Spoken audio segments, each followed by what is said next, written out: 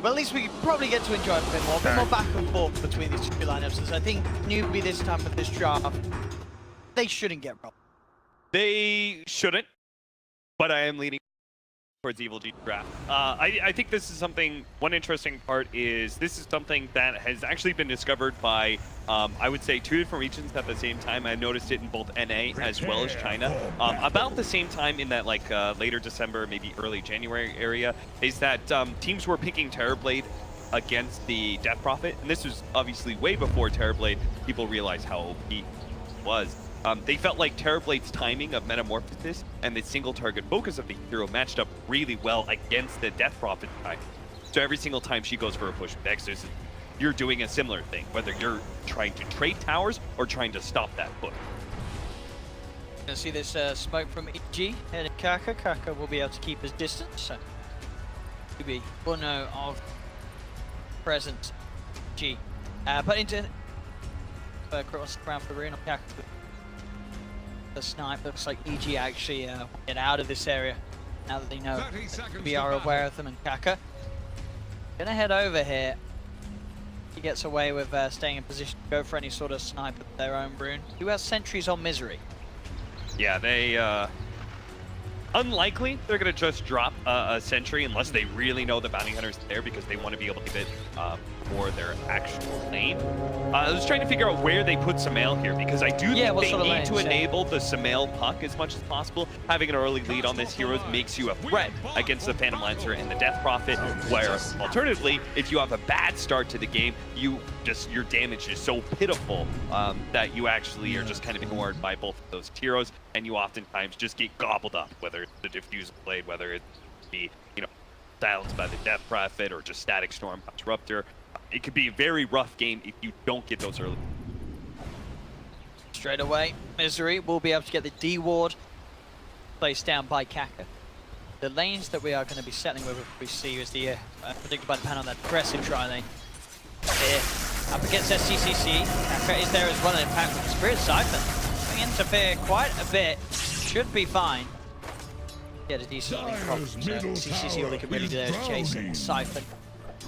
It's a classic lane, the drain on drain action. You're getting one to throw a Spirit Siphon, the other to throw a Static Link. Oh, damn. Should be fine there. Only just, they're going down to 20 HP. Crit does trade a lot of damage back in response. Look at him chase down Mugi. If he gets another hit, there. One more punch. He'll kill him with the Spirit. 2 more punch. Oh, yeah, and Spirit. Not enough. Oh, it's not enough. Oh, it was close though.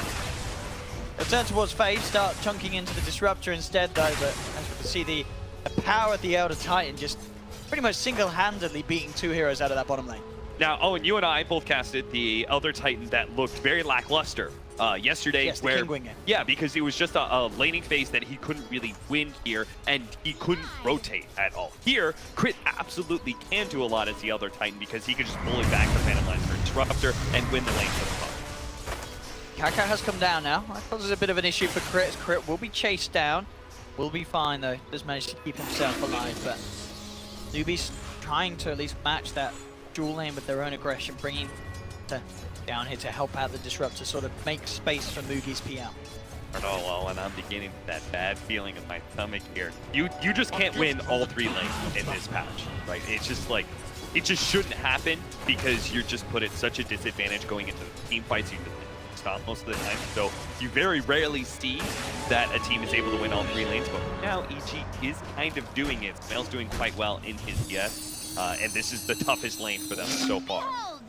KUNKKA was there waiting for Sumail post-orb, but Sumail will be fine as he is able to get himself the full length away from the rest of NEWBEE. But you're right, in terms of CS, damage is certainly being done in these early couple of waves by EG. The upside is Phantom Lancer will probably still get okay CS as the lane continues, and Death Prophet should probably get pretty well. Now, getting aggressive again this time. Could be in a bit more trouble. KUNKKA looking for the hunt down, and Sumail, he's overstepped the mark there, gets punished. NEWBEE find themselves first blood on this bottom lane. Got to hold back from those sort of aggressive plays. He's not aware that KUNKKA was still down there. The sentry hasn't now been popped down, so they'll be a little more prepared for these sort of movements from KUNKKA. But as he stays down here, this lane is always going to be tricky for Sumail. Thing is that he comes right back, and Muki's low on HP and has no mana. So now Sumail can play really aggressively. It sucked that he died, at least for him anyway. It was pretty fortunate that NEWBEE got the lance in just before he jumped away in phase shift as well. Top lane. Got the reflection slow onto KP. And the brain stab. And, ooh, not quite enough. KP. Jesus. NEWBEE are getting pretty lucky here. They've got twice now. Here's just walked away with less than 10 HP. Fair. It's got to getting dove upon it, but SCCC's tanking up the tower. SCCC ain't going to win that matchup. He just straight up loses that 1v1 as he tries to dive underneath the tower, but Link was already built up by Fear and SCCC. The siphon damage wasn't enough. Bottom lane, Sumail jumping forward aggressively. Does get the kill onto Fave, but he will fall for it. So Sumail playing incredibly aggressively down bottom. It has cost him his own life twice now. But again, it's going to be worth it because we're still left in that regen situation for the Trine lane. They're going to have to stay in lane, and for another 50 seconds, they won't have that Trine available for them. So, bottle pickup from Mookie will actually alleviate that issue quite a bit. He picks up a bounding room, extra regen. We actually come back up full. It's a very smart choice. He needs to be able to stay in this lane and find the CS, because obviously on the other side of the map, Arteezy 29, 30, 13, 18. He's pretty much not been missing a CS on this lane. Bit of attempt onto Crit. They're focusing this out of Titan. Crit will fall. Does manage to get the kill on his way down onto KUNKKA. So again, the 1-for-1. So full on chaos really down on this bottom lane. But as you say, the fact that they are disrupting Mugi's farm whilst the top lane is just an absolute dream lane for Arteezy. He's got over twice as yeah. 15 CS right now on Phantom Lancer, 34 on Terrorblade. I don't think he's missed a creep, Arteezy. Over 3 times the denies here as well. So KP is just suffering in experience despite being in a solo. And then again, Sumail, he moved upon, will be chased down by KUNKKA, but is able to jump himself out. Does have the salve on him as well, so we're getting himself back up to full, and Crit again, running down Mugi. One more punch and Crit, he's gonna do it! He just runs down Mugi post doppelganger. KUNKKA as well, just getting absolutely chunked into by Crit. Will be able to get himself out of the range of this sentry. But honestly, the damage that Crit's been doing in this lane has been insane. Yeah, you just can't fight this Elder Titan. I'm not sure why NEWBEE continues to try and contest the Elder Titan in a Trine lane with a hard camp stack as well, which you're going to see Crit. He's going to try and make this triple stack. Just makes him so much stronger when you have that stack available to him. I mean, is there a reason, do you think, why NEWBEE is down here, rather than actually trying to attend to the fact that Arteezy is having no pressure applied onto him at all? This Terrorblade is having complete free farm. I mean, I think their lane isn't really set up very well to, like, their heroes just can't really contest a Terrorblade. It's not the same magic damage that we saw from EG in last game. And the mid lane, it's hard for a Bounty Hunter to be able to contest Razor for Death Prophet. It's a very different lane than it used to be with that passive. You can't, you really just can't dive a Razor at all. Get him, that's 100 damage. You spot out KUNKKA, but will get himself out of range. That's essentially mid lane. Set up for a big static link to come through. TP's coming in from KP, but SCCC, he's already down. And he popped the ghost for that as well. So that is exorcism popped, he dies. So there's no exorcism for this Death Prophet for over 2 minutes now. Questionable plays here from NEWBEE. Look what Arteezy's doing. Oh, never mind. More kills. Will not just get himself out of range of the detection. Need more kills actually for NEWBEE as they will manage to pick off Crit. Sumail being watched upon. Top lane KP does get away. Sumail holds the 1 charges. Mugi jumps in with the doppelganger. 1 charges as well himself to keep himself safe. Okay, so I want to give props to Arteezy. He's in a lane completely by himself. What he did is he just ran past the tower, grabbed the creep wave, and pulled it down to the river so his creeps would then get some damage on the tower for him. It was just like a nice little efficiency play where he's just trying to pressure that tower as a... while KP was away. Look at the level difference because of the denies and such. Just level 7 on a Terrorblade, level 4 on your core Sand King. What happens? You have 33 denies on you. Poor KP is just getting nothing with his Sandstorm. Absolutely beasting it in the top lane. Very quick timing on these early crucial items. The tread, tequila done. This is a pretty good play there. Wakes himself up off the illusion. Chase down a Misery. Misery will be fine though. He will be able to find himself Mid lane as well has the CS going Fear with the lead, 40 for 15 against the 33 for 12. Sure, the farm's still good for the Death Prophet, but as we saw there, the fact that sort of the timings were knocked back, SCCC dying immediately after using Exorcism, that early sort of pressure, even just the early sort of kill you want to find that first Exorcism is going to be put off. They will still try and make a play on this bit. Getting chased down, we'll put the eyes at the stop on, gets his pepper, look who's hit crit with the two-man sleep, the wrap around for Samael. He's got the dream called down into both of them. Fear will be fine. SCCC will be surrounded. He's keeping himself alive with the Spirit Siphon for now. Another stop attempted, won't quite grab it. So SCCC will survive. With the big play there being that Fear gets saved. Crit and Sumail there in time to protect him. These movements from EG in this series just seem to be a step above what they've been performing with recently.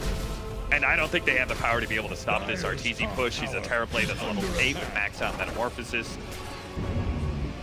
Misery getting run down a little bit, but RTZ there to show the Moogie's put off chasing for more. A couple of hits, Moogie down to half health. Still seeing if he can find Misery. Across the tree line, sentries drop down there, they've got vision, they'll turn towards KUNKKA straight away, and look who's here as well. Crits come up with the Spirit.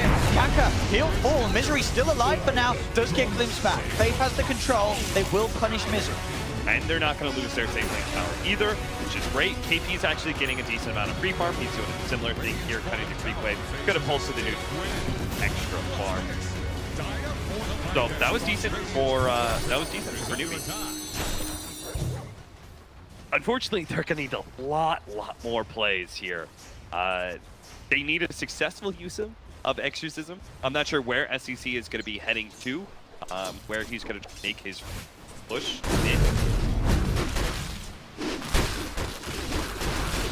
Not being phased at all by these PL illusions with the high amount of armor he has. His ground, he's got the money for the Dragon Lance to be complete. Bottom lane though, looks like NEWBEE trying to make a move. This is where they're going to send SCCCs. Coming down to this bottom lane, they want to try and take this tower because they are aware of this big stack that EG have, so they can try and maybe get some control of this and then look to try and take the stack for themselves. But that's a decent amount of golden XP. That being said, they do have really good Elder Titan. Got hitting over 250. So when push does come to shove, and they get into a fight against that ET, they need a way to protect this Death Prop. And Huck's got plenty of levels, so he's got a good amount of burst damage. Or ET's hitting hard. I'm not convinced that NEWBEE make this work. Honestly, I think they should just go for a 4-man somewhere. Maybe go for the Razor. Every single one of these heroes, though, have such good self-sustain. They really are not threatened by rotation. Let's see what they can do to fit. With the glimpse back, they're popping the Exorcism. They've got 4 heroes surrounding him. Epicenter as well. TP's armor coming through. Fear will fall down, but the Fiend's Crypt holding a CCC underneath the tower. The Dream Coil comes out from Samael. He catches 3, bursts down 2. KUNKKA's still there, but the coil will snap. Critic going for the stop. Does connect. They don't have vision, so KUNKKA will be fine. But again, Short managed to get a kill with the Exorcism, but they lose their top tower, and they lose their CCC again immediately after using it, so he won't be able to get a tower with it. Yeah, they brought 4 heroes in and traded really poorly. That's what I'm talking about when it comes to, like, these heroes just aren't pressured very He's just hunting deep. Faith has to drop the Static Storm down upon himself, but it's not going to get a kill, and it won't save his life. And RTZ, with this Metamorphosis use, is not only able to get 1 tier 1 tower, immediately moving to mid, keeping the pressure up high. EG, they'll take 2 tier 1s with middle tower. They already have a 6k gold lead at 12 minutes. It's looking like a similar story to game 1. It really is. I can't remember quite the lead at 12 minutes, but I think it probably was around this. Go for that last tier 1. They've got the nice big hard camp stack as well. Samael's nearly got his Blink Dagger. We've got 3 cores on EG quite clearly as the highest 3 on the map. They'll clear up the stack. And that will be the money for Samael's Blink Dagger. Cores back online, he can look to make those plays. And we've seen if you're NEWBEE, it's just a bit of a waiting game. SCCC, very hard to get him back into the game when he doesn't have the Exorcism. They've got to wait for it to be back up. And then they've got to try again, but the last 2 times, the attempts, they haven't worked out for them. So NEWBEE can't afford to wait for the Blink Dagger on KP. It's just a bit too quick now. So they're going to try and go for a smoke rotation. What they need is that Epicenter, Blink, and Burrow with a huge amount of magic damage coming. follow-up silence, and they can kill almost any hero in the game on EG, but they just can't wait for that. This is the kill that they need. Arteezy's been having too much of a free game. They'll surround him. Arteezy's been silenced. There's no way to play out against this one. So Arteezy, I say that! I say there's no way to play out against it, but there is! The backup's there somehow! He gets the time with that sleep help from Misery to get the Sunder off, and he doesn't die! Arteezy, the boy who lived, turning it round with the team. There's 3 dead, there's 4 dead on NEWBEE. If they don't kill Arteezy in a situation like that, I don't know when they do. That has to be so demoralizing for NEWBEE. They surrounded that Terrorblade. They have 4 heroes on top of it. But he just turns, Misery's there with a chance, gives him the opportunity, get the Sunder off, and Arteezy lives. This is absolutely ridiculous how well he's playing today, honestly.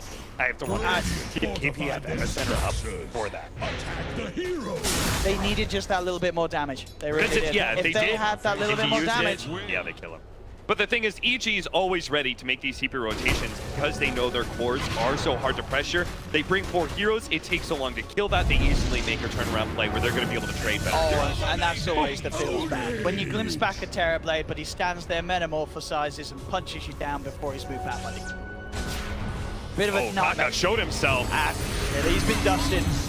Show yourself against the hero that has dust. Dream call as well onto Mugi. And he has no doppelganger. They're going to chase him down, and that's PL gone as well. Sure. I mean, I said at the start of it, I was looking forward to cast some Dota 2. We had a 20-minute victory for EG in game 1. This game's looking like it may even be quicker if it continues at this pace. Okay, they're going to go for Arteezy here. Okay, let's see if they get a can do it this glimpse time. and a static storm. Okay, he's just standing there. Oh, the glimpse. Oh, they might go. Oh, no. He's just going to die. And Epicenter. there's a Sunder. No, he doesn't even need it. He hasn't got it. He doesn't. Oh. Oh, the pain for NEWBEE. Oh.